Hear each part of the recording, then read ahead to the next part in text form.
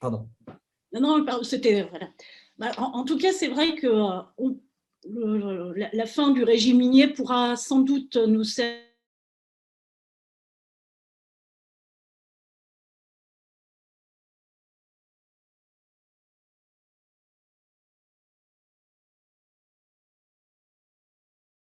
effectivement, c'est vrai que ça sera peut-être plus simple. Je vais essayer de répondre très rapidement à tout le monde et puis ensuite, on complétera par la suite.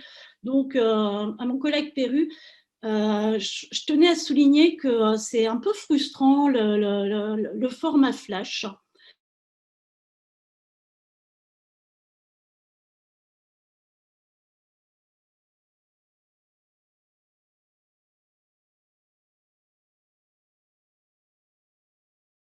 Sur le problème entre les différences de barème.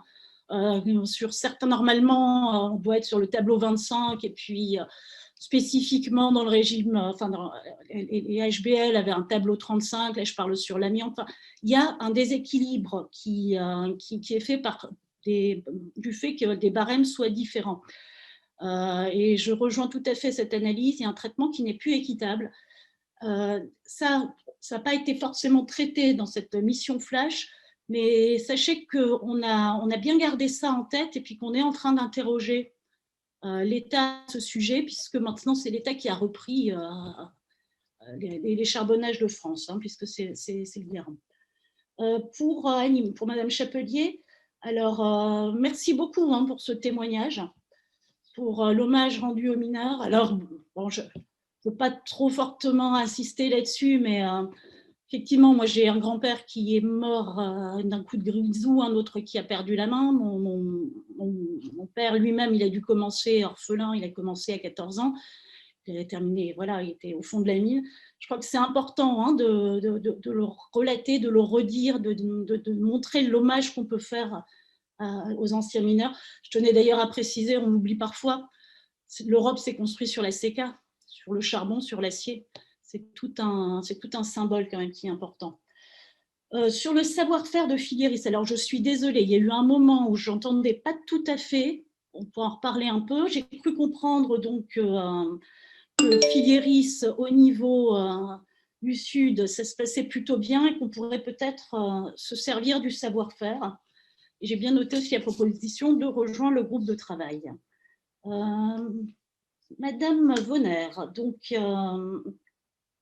vous avez parlé aussi de la restructuration majeure de Filieris. Alors, en termes de bilan, on n'a peut-être pas tout.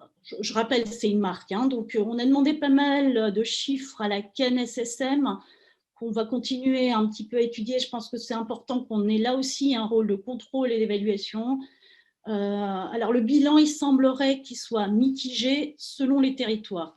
C'est-à-dire qu'il y a des endroits en France où les mineurs se sentent davantage épaulés, ont plus de facilité à avoir accès aux soins que dans d'autres. Ça tient aussi au fait que selon les territoires, certains sont plus attractifs que d'autres. Si je peux témoigner de la Moselle-Est, je sais que le directeur cherche depuis très très longtemps des médecins généralistes, fait des propositions importantes, essaye vraiment de faire. On a peut-être plus de mal aussi à embaucher dans certains territoires.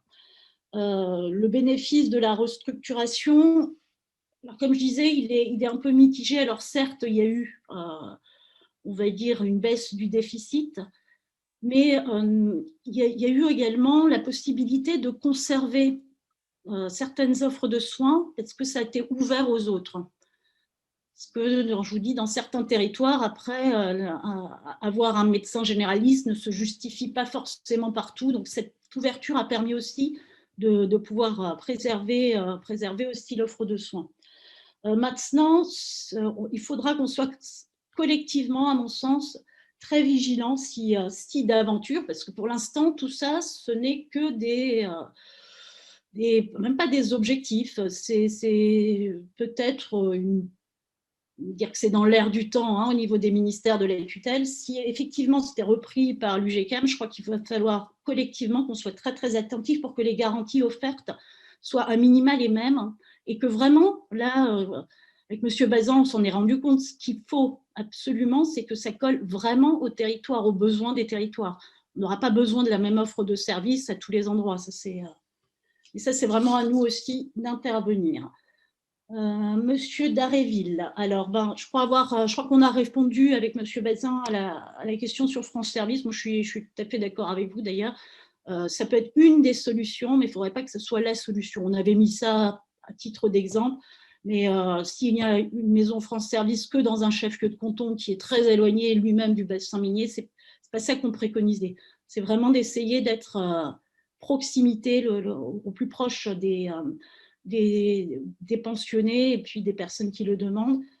Et après, de toute façon, il faut qu'on adapte, toujours pareil, au territoire, les durées de permanence, mais ça devrait pouvoir se faire sans forcément faire des moyens extraordinaires. Je connais en tout cas beaucoup de communes qui seraient ravies de pouvoir accueillir et de donner un bureau pour pouvoir accueillir une permanence de temps en temps. Je comprends, il y a eu des inquiétudes effectivement sur le maintien de la CNSSM. Je n'avais pas encore eu de proposition pour fusion CNSSM à NGDM. Alors très rapidement, la CNSSM actuellement donc, a un conseil d'administration, la NGDM a un autre conseil d'administration, la CNSSM fait un peu guichet pour ensuite voter des crédits qui seront dédiés à d'autres. Après, il y a des doubles comptabilités.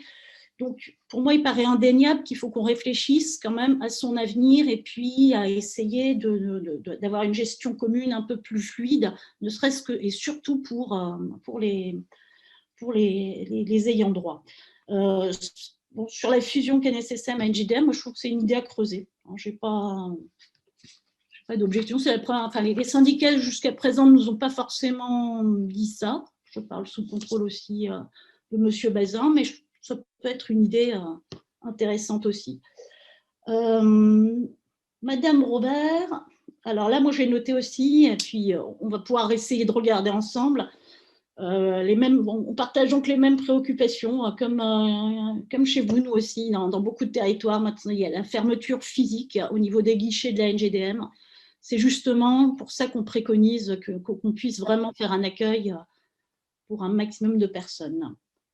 Et Madame Parmentier-Lecoq, sur la mise en place des mesures par la NGDM, et puis vous avez raison, ça peut être tout à fait un laboratoire par rapport au grand âge. Alors moi, je donnerai quelques exemples. Donc la NGDM, c'est deux parties. On n'a pas eu le temps forcément de le souligner. Donc c'est toute une partie qui va gérer ce qui est logement, chauffage. Donc ça, ils le voient en direct avec les bailleurs sociaux, ça dépend d'un budget. Et il y a un autre budget qui transite par la CNSSM, qui est l'action sanitaire et sociale, qui, elle, va plus être dans l'offre de prestations pour les personnes. Je pense à des prestations un petit peu au-delà du droit commun, avec les assistantes sociales qui viennent des domiciles, avec les cures, la gestion des cures, d'éventuelles vacances. Donc dans l'NGDM, c'est important de savoir qu'il a donc les deux volets. Au niveau du logement, en tout cas, je peux donner ma propre expérience. Il gère énormément avec les bailleurs en direct pour ensuite finaliser un budget qui sera proposé au ministère de l'écologie, puisque ça dépend du ministère de l'écologie. Nous, sur notre territoire, on a fait beaucoup de papilofts. Donc, des maisons, des petits pavillons qui sont individuels, regroupés à des endroits un peu stratégiques. Donc, c'est au bénéfice absolument des anciens mineurs. Et puis, avec des services qui sont très, très proches au niveau de la possibilité de faire des courses, ou d'avoir un accès aux soins. Il y a d'autres choses qui sont mises en place, c'est que pour ceux qui ont acheté leur maison, là, c'est l'assistante sociale et l'ergothérapeute qui se déplacent sur place et puis qui montent les dossiers de manière à ce qu'on adapte la maison à la population vieillissante. Donc, comme quoi, c'est un peu, voilà. Vous voyez, l'assistante sociale, l'action sanitaire sociale, mais qui se déplace quand même au niveau du logement, et ça, c'est après cofinancé.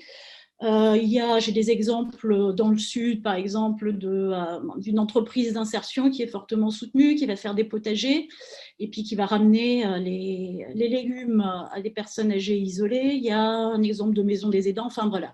multiples exemples qui peuvent effectivement nous servir comme laboratoire pour une réflexion future sur le grand âge. J'ai été un peu longue, je vais... Est-ce qu'il y aurait d'autres questions ou des demandes de précision? Je suis intarissable sur le sujet. Hein. Je suis obligée de me restreindre, sinon je pourrais en parler pendant des heures, mais ce n'est pas forcément le but. Non.